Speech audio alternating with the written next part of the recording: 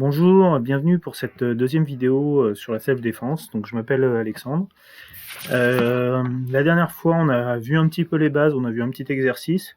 Cette fois-ci, je voudrais développer un autre concept avec vous. C'est le concept de la boucle OODA. Alors, on va partir du principe que le combat, c'est un échange entre deux individus avec une attaque et une riposte. La boucle OODA, c'est un concept qui a été développé par le colonel John Boyd de l'US Air Force. C'est le cycle de Boyd. C'est pour décrire les 4 phases d'un combat. Donc vous avez la première phase, le premier O, c'est l'observation. La deuxième phase, c'est l'orientation. La troisième phase, c'est la décision. Et la quatrième phase, c'est l'action. Donc l'observation, c'est quand on va se retrouver confronté à quelqu'un. Qu'est-ce qu'on peut voir de cette personne sur son comportement, sa position, son attitude. Qu'est-ce qu'on tire comme information de tout ça? C'est très important en self-défense. Il faut prendre l'habitude de prendre les informations quand on se retrouve dans une situation quelle qu'elle soit. De ces informations, on va orienter une réponse psychologiquement et physiquement. Psychologiquement, ça peut être de se dire je m'éloigne de cette personne, ou ça peut être de dire je me mets en garde ou je me mets dans une situation où je vais pouvoir me défendre. La troisième phase, c'est la décision, donc c'est la résultante des 2 phases précédentes. Ça définit la conduite à tenir. Donc je vais décider de faire quelque chose. Et enfin, la quatrième phase, c'est l'action, c'est la mise en œuvre de la décision. C'est tout simple. Pour illustrer ça, dans cette vidéo, que je vais faire plus courte que la dernière fois, je vous rassure, on va prendre 2 personnes qui parlent à une distance normale de discussion, c'est-à-dire, vous vous rappelez, la dernière fois, on a parlé de la kinésphère. Donc la kinésphère, c'est la zone dans laquelle en fait on peut être à distance de toucher, distance de bras. Donc quand on est en train de parler à quelqu'un, une distance normale de discussion, on est tous les deux dans notre kinésphère, c'est-à-dire qu'on peut a priori se toucher. Sauf en ce moment, avec le confinement, on doit être à 1 mètre, mais bon, dans une situation normale, on peut se toucher. L'agresseur, s'il y a un agresseur, il est donc dans une position facile pour faire son agression. Imaginons que cet agresseur se mette un petit peu de profil et présente sa main droite, par exemple, sur l'arrière. On va le faire après debout. S'il est dans cette position, en fait, lui, il s'est placé dans une bonne position pour frapper. À savoir, sa main est derrière, elle est préparée, elle est prête à partir, vous êtes à bonne distance pour prendre le coup. Si vous ne faites pas... il a observé la position de sa victime, et il s'oriente de façon à pouvoir la frapper facilement, en la surprenant. Si on se place du point de vue de la victime, on a 3 cas. Donc, je vais me mettre debout. C'est ça.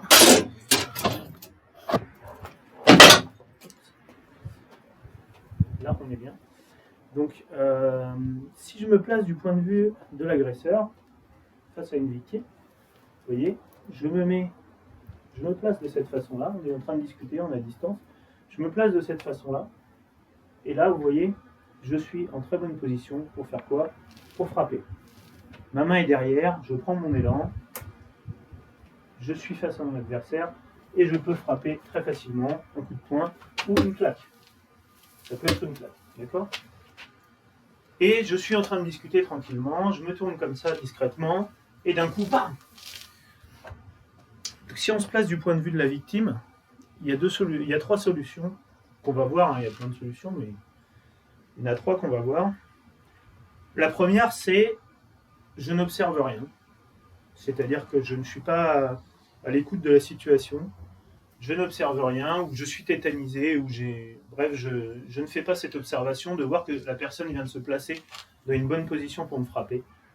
Et évidemment que le ton est un peu monté. Donc je ne suis pas prêt. Au moment où elle va frapper, je ne pourrai rien faire. Pourquoi Parce que je vais être contraint à une réaction. Et il y a une maxime qui est vraie, c'est que l'action l'emporte toujours sur la réaction. C'est-à-dire que si vous agissez, vous allez plus vite que la personne qui réagit. Donc si je fais ça et que je frappe la personne qui n'est pas prête, eh bien dans ce cas, la personne n'aura pas le temps de se défendre ou pas le temps de se défendre efficacement. On va avoir un deuxième cas. Le deuxième cas, c'est la victime observe. Si elle observe, elle voit que la personne s'apprête à la frapper. Donc là, qu'est-ce qu'elle fait Elle va faire la phase d'orientation et de décision. La phase d'orientation va lui dire « Ok, bon, là, je sens qu'il va me mettre un coup. » L'orientation, ça va être quoi? De dire « Tiens, vous vous rappelez de la première vidéo, la garde passive. Ok, l'agresseur est prêt à frapper, je me mets en garde passive. Et qu'est-ce que je fais? Les notions de distance sont très importantes. Je vous ai dit, la dernière fois, quand on est dans sa kinésphère, on a toutes les chances d'être en réaction, de prendre le coup. Donc je me mets en garde passive et je fais un petit pas en arrière. Là, dans cette condition-là, si l'adversaire veut frapper, je me replace maintenant dans la position de l'adversaire, je suis un peu plus loin, je suis trop loin. Je vais devoir faire un pas pour frapper. Pourquoi prendre sa distance? Simplement pour se laisser le temps de réagir. Si je reste à la même distance, quand il va frapper, je n'aurai pas forcément le temps de développer ma réaction. Alors que si je m'écarte d'un pas, je suis à bonne distance pour réagir. Quand je vais le voir faire son pas et se préparer à mettre le coup, je vais pouvoir faire quelque chose. Une défense, une riposte, on va voir après ce qu'on peut faire. Mais c'est pas évident en période de confinement parce que du coup j'ai pas d'assistant. Mais je vais essayer quand même de vous montrer quelque chose. Donc ça c'est le deuxième cas, on va revenir après dessus. Le troisième cas, j'ai pas confiance du tout en cette personne qui s'est mise dans une position pour me frapper. J'ai observé ça. Et plutôt que d'avoir à réagir à son coup, parce qu'en fait moi j'estime qu'il va me frapper parce qu'il s'est mis en position, mais je sais pas exactement comment il va me frapper, et j'ai pas envie de prendre le risque. Mais je suis persuadé qu'il va me frapper. Il parle mal, il est agressif, il s'est mis dans une position pour pouvoir me frapper, ça sent pas bon. Je décide de passer à l'action pour m'en sortir avant que cette personne ne frappe. Donc là, en fait, je prends l'initiative sur la boucle OODA, c'est-à-dire je vais prendre la décision d'agir avant lui. C'est un peu les trois cas de figure. Maintenant, comment on peut agir? La première réaction, c'est si j'attends qu'il me frappe, j'ai pris mon écart et j'attends qu'il frappe. Je vous ai montré la dernière fois. Donc là, on est en garde passive et on peut très rapidement se mettre en garde active. Si vous mettez en garde active et que le coup arrive un peu vite, vous pouvez essayer de faire ça et d'avancer sur la personne. C'est une des premières réactions. Pourquoi? J'ai pas le temps de développer une défense, je mets mes mains en protection sur la tête, je replie un peu mon corps et j'avance. Vous remarquerez que quand j'avance les coudes en avant. D'accord? Si la personne se jette sur moi, il a toutes les chances de se prendre les coudes dans la tête. Et également, le fait d'être protégé comme ça fait que si le coup arrive, j'aurai une protection, je peux être touché, je peux prendre une partie du coup, mais il va être grandement atténué. Donc, première chose, j'avance. Okay. Donc c'est très simple. Hein. Vous levez les bras, vous rentrez un peu la tête dedans, vous rentrez le corps, vous ne vous mettez pas comme ça. Vraiment, je suis ramassé sur moi. Je ne suis pas comme ça, hein. Attention. Comme ça, je vois plus ce qui se passe, je deviens vraiment une victime facile. Je regarde entre mes bras, vous voyez, je vois, et j'avance. Ok? Deuxième technique, imaginez que le coup qui arrive est un crochet donc du droit, donc pour moi un crochet qui va arriver par là. je suis en garde, peu importe le côté, d'accord? Je vais venir en contre ici. Donc mon bras va venir contrer le crochet. Attention, on part d'un crochet, c'est-à-dire un coup qui arrive comme ça, du droit. Ok? On ne part pas d'un direct. Si vous faites ça sur un direct, vous allez le prendre. D'accord? C'est vraiment un coup qui arrive comme ça en circulaire sur le côté. Je vais venir bloquer et dans le même temps frapper avec donc, ce qu'on appelle en Wing Chun en Faksao, avec la tranche de ma main dans la gorge. Donc le mouvement il est simple, mon coude part et j'envoie. Ok? Si je me rapproche, ok? Donc je suis en protection, j'ai vu qu'il va arriver, je suis en garde passive, j'ai fait un pas en arrière, le coup part, je viens bloquer et en même temps j'envoie mon coup. Deux choses très importantes. Le blocage et le coup sont simultanés. Je ne fais pas un blocage, un coup. C'est trop tard. Si je fais un blocage et que j'attends, il a déjà fait autre chose. Un blocage, un coup en même temps. Ok? Pareil, je ne prends pas d'élan. Je ne fais pas ça. C'est, je pars d'ici, je frappe. Je suis un peu reculé, je viens tourner. Donc, c'est vraiment difficile sans avoir un adversaire. Le bras qui arrive, je me tourne, je tourne les épaules, je bloque et je frappe. Une fois que j'ai frappé, je crochette avec ma main autour de son cou, j'avance un pied et je frappe au parti. Je vous ai dit, on frappe toujours dans les endroits qui font mal. Je frappe au parti. Quand l'adversaire se baisse, je viens frapper avec mon coude.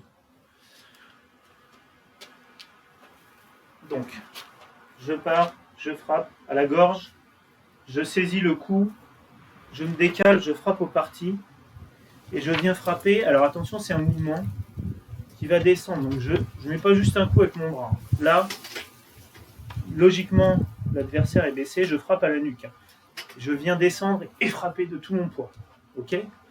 Donc, tac, tac, tac. Si je le fais là-dessus, je bloque, je frappe. Je saisis, je me décale, coup de genou. Je vais essayer de le faire avec l'autre main. Je ne sais pas si on voit dans quel sens on voit le mieux. Ou sur le mannequin.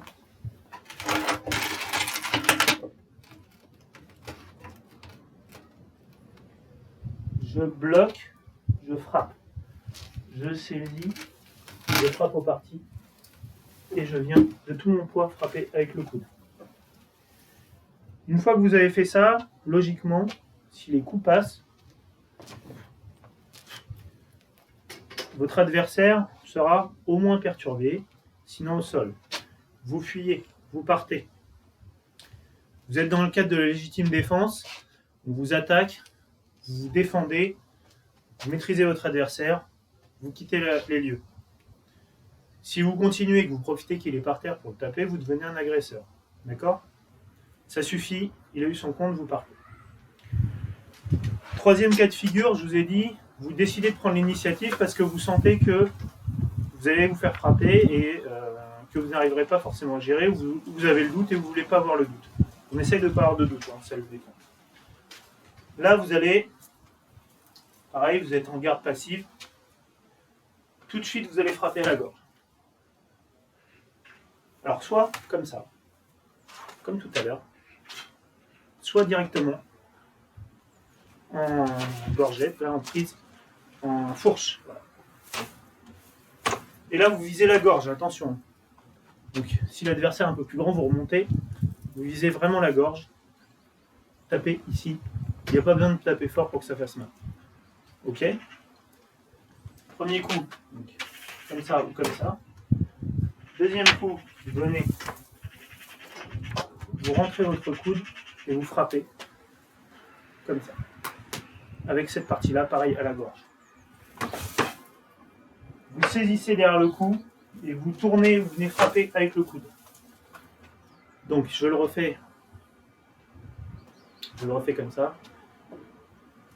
Je sens qu'il va me frapper, je recule, Je prends l'initiative, je frappe ici, je saisis le coup, je tourne et je frappe. De la même manière que tout à l'heure, on a mis le poids, là, tournez votre corps en même temps. C'est pas juste le bras qui fait ça, ça fait mal, mais vous y mettez votre poids et votre force. Je suis en garde passive, je frappe, je saisis et je mets le coup de coude. Voilà donc 2 petits enchaînements que vous pouvez essayer de travailler. J'essaierai de les refaire avec un adversaire quand on pourra, pour que ce soit plus parlant. Je vais refaire le dernier ici. Je viens frapper à la gorge, je frappe ici, je saisis et coup de coude. Pareil que tout à l'heure, si votre adversaire a perdu pied, qui tombe, quoi que ce soit, vous partez. Donc voilà ce que je voulais vous dire dans cette deuxième vidéo. Travaillez déjà un petit peu ça, vous pouvez le travailler tout seul, hein. Les mouvements, vous les repassez au ralenti, ou vous me posez la question si vous voulez que je refasse un peu différemment. J'essaierai de vous le refaire avec un adversaire. En attendant, vous pouvez déjà commencer à travailler ça. Et rappelez-vous bien, vraiment ce qui est important dans la boucle OODA, c'est la première partie. En fait, la partie décision, action, c'est des parties qui vont venir après, mais la partie la plus importante, vous avez vu, en fait, la différence entre les 3 cas, c'est la phase d'observation. Si je n'observe rien, je prends le coup, j'ai même pas le temps de le voir venir. Si j'observe bien, je peux me mettre en position en disant voilà, ok, déjà c'est un geste d'apaisement. La garde passive, j'apaise, ça se trouve le coup ne viendra pas. Mais s'il arrive, je suis prêt. La dernière observation, c'est de dire bon là je sens que ça va partir de toute façon, donc je vais pas attendre, je pars tout de suite. C'est moi qui prends l'initiative. Mais vraiment cette phase d'observation est très importante. Quelle que soit la situation dans laquelle vous vous trouvez, vous vous déplacez, il est toujours important d'avoir l'observation, regarder autour de vous, qui sont les gens, comment ils se tiennent, comment ils sont placés. Ça vous évite de vous mettre dans une situation compliquée. Et puis, ça vous permet de voir ce que font les personnes. Avec l'habitude, avec l'entraînement, quand vous travaillez cette capacité, vous aurez l'habitude de voir comment un coup part, comment une personne va se placer pour frapper, comment la personne va se diriger, et ça vous donnera toutes ces informations-là qui pourront vous aider en self-défense. Si vous avez des questions, n'hésitez pas à les poser en dessous de la vidéo. Je vous remercie.